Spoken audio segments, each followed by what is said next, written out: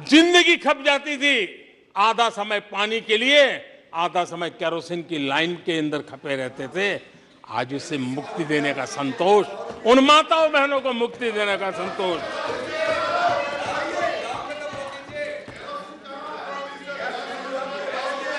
माननीय अध्यक्ष जी, जो पहले चलता था, अगर वैसा ही हम चलने देते, शायद कोई हमें सवाल भी नहीं पूछता कि मोदी जी ये क्यों नहीं किया, वो क्यों नहीं किया, क्योंकि देश को आपने ऐसी स्थिति में ला दिया था कि इससे बाहर निकल ही नहीं सकता था। वैसी निराशा में देश को झोंक कर रखा हुआ था। हमने उज्ज्वला योजना से धुएं से मुक्ति दिलाई, जल जीवन से पानी दिया, बहनों के सशक्तिकरण के लिए काम किया, 9 करोड़ बहनों को सेल्फ हेल्प ग्रुप, स्वयं सहायता समूह से जोड़ना, माइनिंग से लेकर के डिफेंस तक आज माताओं बहनों को, बेटियों को अवसर खोल दिए हैं। ये खोलने का काम हमारी सरकार ने किया है। आदरणीय अध्यक्ष जी, इस बात को हम याद करें, वोट बैंक की राजनीति ने देश के सामर्थ्य को कभी कभी बहुत बड़ा गहरा धक्का पहुंचाया है, और उसी का परिणाम है कि देश में जो होना चाहिए, जो समय पे होना चाहिए था, उसमें काफी देर हो गई। आप देखिए, मध्यम वर्ग लंबे समय तक मध्यम वर्ग को पूरी तरह नकार दिया गया, उसकी तरफ देखा तक नहीं गया। एक प्रकार से वो मान के चला कि हमारा कोई नहीं, अपने ही बलबूते पर जो हो सकता है करते चलो। वो अपनी पूरी शक्ति बेचारा खपा देता था। लेकिन हमारी सरकार, एनडीए सरकार ने मध्यम वर्ग की ईमानदारी को पहचाना है, उन्हें सुरक्षा प्रदान की है, और आज हमारा परिश्रमी मध्यम वर्ग देश को नई ऊंचाई पर ले जा रहा है। सरकार के विभिन्न योजनाओं से मध्यम वर्ग को कितना लाभ हुआ है, माननीय अध्यक्ष जी, मैं उदाहरण देता हूं। 2014 से पहले जीबी डेटा, क्योंकि आज युग बदल चुका है, ऑनलाइन दुनिया चल रही है, हर एक के हाथ में मोबाइल पड़ा हुआ है, कुछ लोगों के जेब फटे हुए हो तो भी मोबाइल तो होता ही है। आदरणीय अध्यक्ष जी, 2014 के पहले जीबी डेटा की कीमत 250 रुपया थी, आज सिर्फ 10 रुपया, आज सिर्फ 10 रुपया। आदरणीय अध्यक्ष जी, एवरेज हमारे देश में एक नागरिक एवरेज 20 जीबी का उपयोग करता है। अगर उस हिसाब को मैं लगाऊं तो एवरेज एक व्यक्ति का 5,000 रुपया बचता है। आदरणीय अध्यक्ष जी, 5,000 रुपया बचता है। आदरणीय अध्यक्ष जी, जन औषधि स्टोर आज पूरे देश में आकर्षण का कारण बने हैं, क्योंकि मध्यम वर्ग का परिवार, उसको अगर परिवार में सीनियर सिटीजन है, डायबिटीज जैसी बीमारी है, तो 1,000, 2,000, 2,500, 3,000 की दवाई हर महीना लेनी पड़ती है। जन औषधि केंद्र में जो दवाई बाजार में 100 रुपये में मिलती है, जन औषधि में 10 रुपये, 20 रुपये में मिलती है। आज 20,000 करोड़ रुपया मध्यम वर्ग का जन औषधि के कारण बचा है। माननीय अध्यक्ष जी, हर मध्यम वर्गीय परिवार की एक सपना रहता है खुद का घर बने, और अर्बन इलाके में होम लोन के लिए बड़ी व्यवस्था करने का काम हमने किया, और रेरा का कानून बनाने के कारण जो कभी इस प्रकार के तत्व मध्यम वर्ग की मेहनत की कमाई को सालों तक डुबो कर रख देते थे, उसमें से मुक्ति दिला करके उसको एक नया विश्वास देने का काम हमने किया, और उसके कारण खुद का घर बनाने की उसकी सहूलियत बढ़ गई है।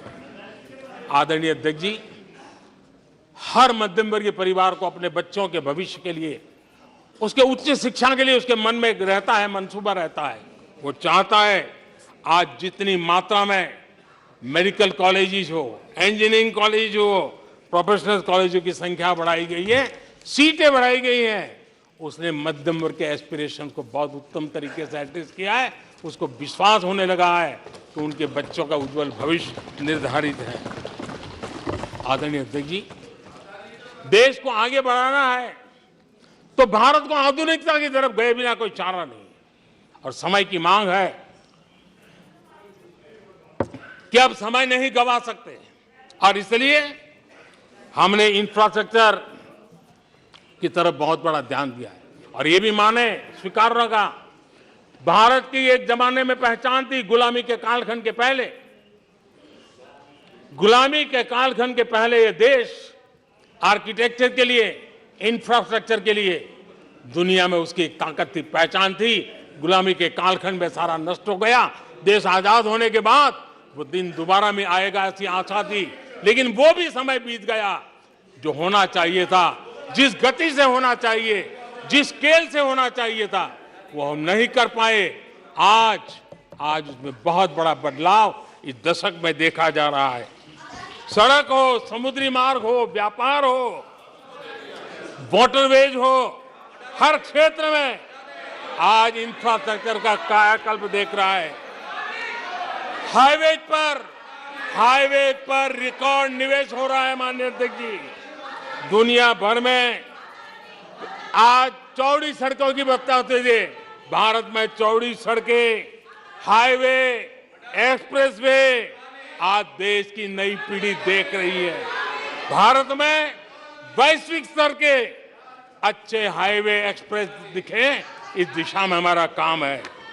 पहले रेलवे इंफ्रास्ट्रक्चर अंग्रेजों ने जो देकर के गए, उसी पर भी हम बैठे रहे, उसी को हमने अच्छा मान लिया, गाड़ी चलती थी। आदरणीय अध्यक्ष जी, वो समय था, आदरणीय अध्यक्ष जी, जो समय था, जिस प्रकार से अंग्रेजों छोड़ करके गए थे, उसी भाव में जीते रहे। और रेलवे की पहचान क्या बन गई थी? रेलवे यानी धक्का मुक्की, रेलवे यानी एक्सीडेंट, रेलवे यानी लेट लतीफ। यही यानी एक स्थिति थी। लेट लतीफ में एक कहावत बनी गई थी, रेलवे यानी लेट लतीफी।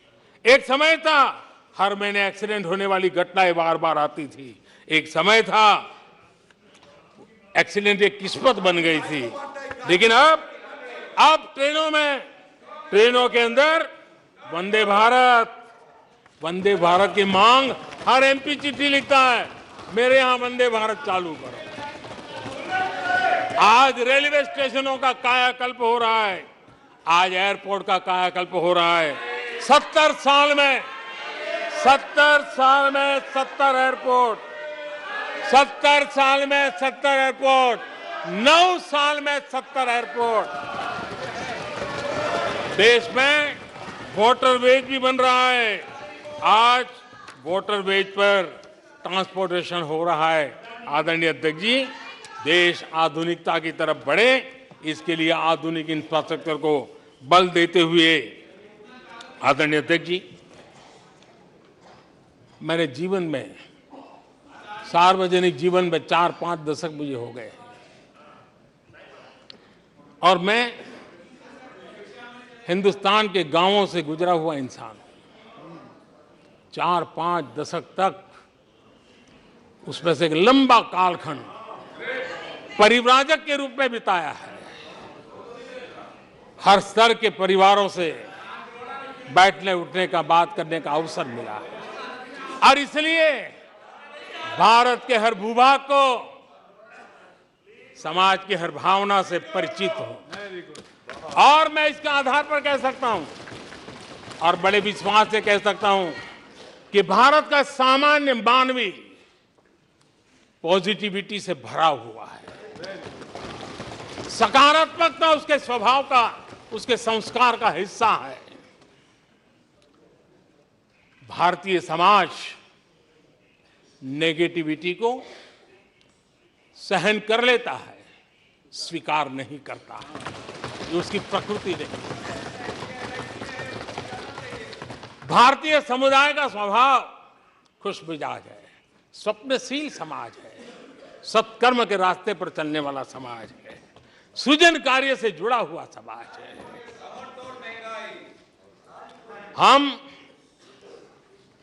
मैं आज कहना चाहूंगा, जो लोग सपने लेकर के बैठे हैं कि कभी यहां बैठते थे, फिर कभी मौका मिलेगा, ऐसे लोग जरा 50 बार सोचें, अपने तौर तरीकों पर जरा पुनर्विचार करें। लोकतंत्र में आपको भी आत्मचिंतन करने की आवश्यकता है।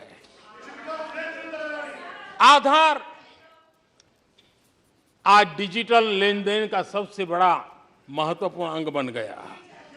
आपने उसको भी निराधार करके रख दिया था, अब उसके भी पीछे पड़ गए थे।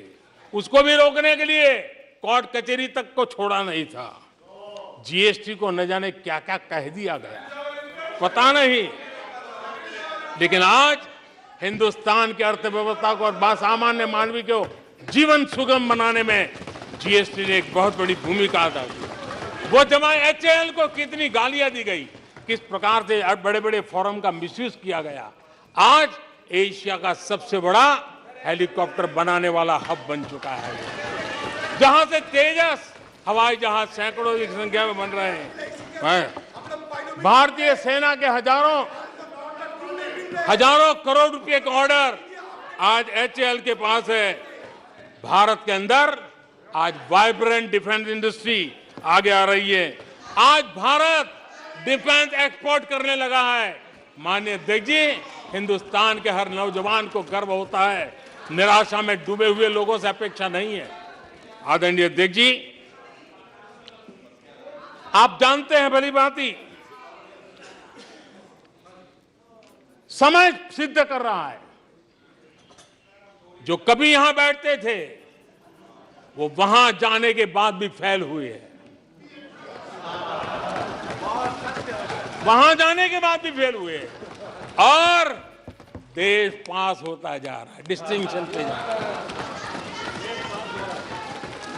और इसलिए समय की मांग है कि आज निराशा में डूबे हुए लोग थोड़ा स्वस्थ मन रख के आत्मचिंतन करें। आदरणीय अध्यक्ष जी, यहां जम्मू कश्मीर की भी चर्चा हुई, जम्मू कश्मीर की भी चर्चा हुई, और जो अभी अभी जम्मू कश्मीर घूम करके आए, उन्होंने देखा होगा कितने आन बान शान के साथ आप जम्मू कश्मीर में जा सकते, घूम सकते, फिर सकते। आदरणीय अध्यक्ष जी, पिछली शताब्दी के उत्तरार्ध में, आदरणीय अध्यक्ष जी, पिछली शताब्दी के उत्तरार्ध में मैं भी जम्मू कश्मीर में यात्रा लेके गया था और लाल चौक में तिरंगा फहराने का संकल्प लेकर के चला था। और तब आतंकवादियों ने पोस्टर लगाए थे, आतंकवादियों ने पोस्टर लगाए थे उस समय, और कहा था कि देखते हैं किसने अपनी मां का दूध पिया है, जो लाल चौक में आके तिरंगा फहराता है। पोस्टर लगे थे। और उस दिन वो 24 जनवरी थी, मैंने जम्मू के अंदर बड़ी सभा में कहा था, अध्यक्ष जी मैं पिछली शताब्दी की बात कर रहा हूं, और तब मैंने कहा था आतंकवादी कान खोल करके सुन ले। उस दिन मैंने कहा था आतंकवादी कान खोल करके सुन ले। 26 जनवरी को ठीक 11 बजे मैं लाल चौक पहुंचूंगा, बिना सिक्योरिटी आऊंगा, बुलेट प्रूफ जैकेट के बिना आऊंगा, और फैसला लाल चौक में होगा किसने अपनी मां का दूध पिया।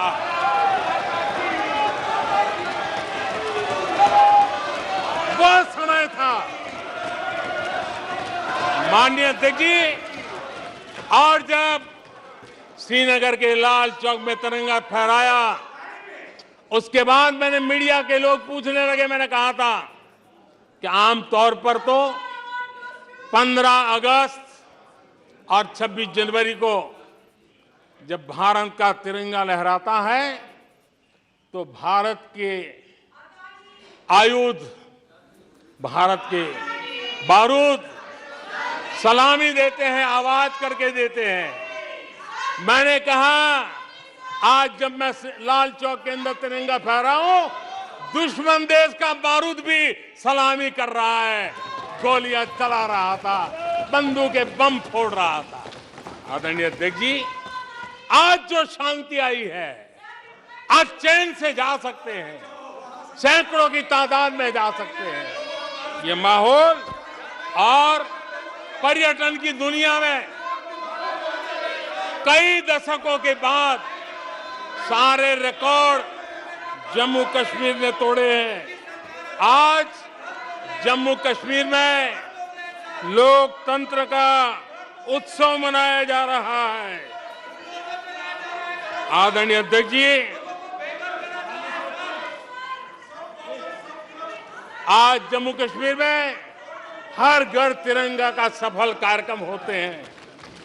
मुझे खुशी है, कुछ लोग हैं जो कभी कहते थे तिरंगे से शांति बिगड़ने का खतरा लगता था, कुछ लोगों को ऐसा कहते थे कि तिरंगे से जम्मू कश्मीर में शांति बिगड़ने का खतरा लगता था। वक्त देखिए, वक्त का मजा देखिए, अब वो भी तिरंगा यात्रा में शरीक हो रहे हैं।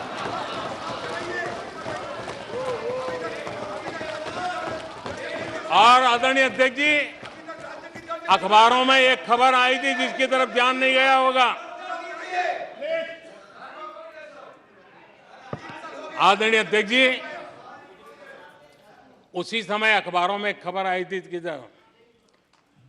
क्योंकि लोग टीवी में चमकने की कोशिश में लगे थे, लेकिन उसी समय श्रीनगर के अंदर दशकों बाद थिएटर हाउसफुल चल रहे थे।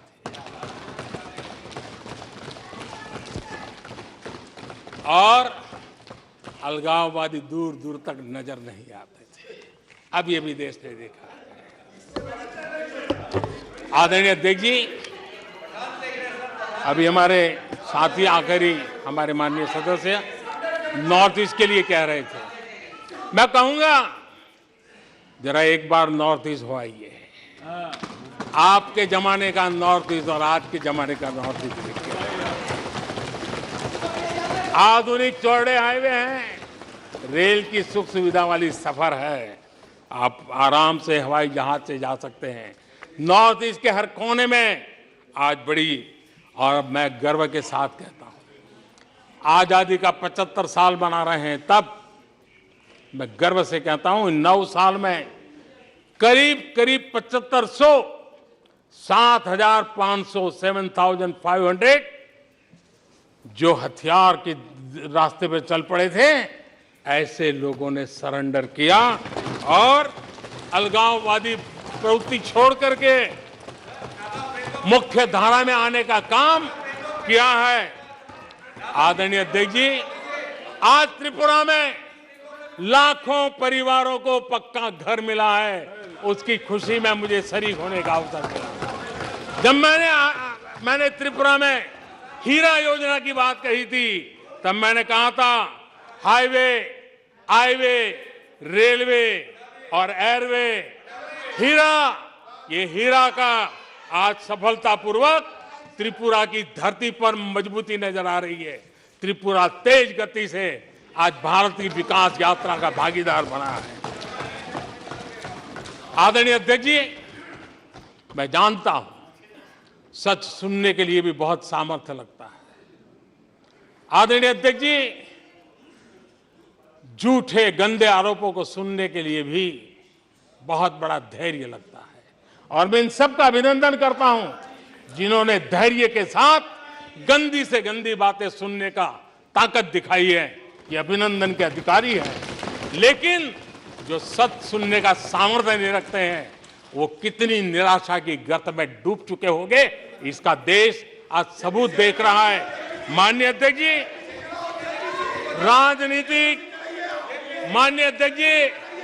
राजनीतिक मतभेद हो सकते हैं, विचारधाराओं में मतभेद हो सकते हैं, लेकिन ये देश अजरा अमर है। आओ हम चल पड़े। 2047 आजादी के 100 साल मनाएंगे, एक विकसित भारत बना के रहेंगे, एक सपना लेकर के चले, एक संकल्प लेकर के चले, पूरे सामर्थ्य के साथ चले। और जो लोग बार बार गांधी के नाम पर रोटी खींचना चाहे, उनको मैं कहना चाहता हूं, एक बार गांधी को पढ़ ले, एक बार महात्मा गांधी को पढ़े। महात्मा गांधी ने कहा था, अगर आप अपने कर्तव्यों को पालन करोगे तो दूसरे के अधिकारों की रक्षा उसमें निहित है। आज कर्तव्य और अधिकार के बीच में भी लड़ाई देख रहे हैं। ऐसी नासमझी शायद देश ने पहली बार देखी होगी। और इसलिए माननीय अध्यक्ष जी, मैं फिर एक बार आदरणीय राष्ट्रपति जी को अभिनंदन करता हूं, राष्ट्रपति जी का धन्यवाद करता हूं। और देश आज यहां से एक नए उमंग, नए विश्वास, नए संकल्प के साथ चल पड़ा है। बहुत बहुत धन्यवाद।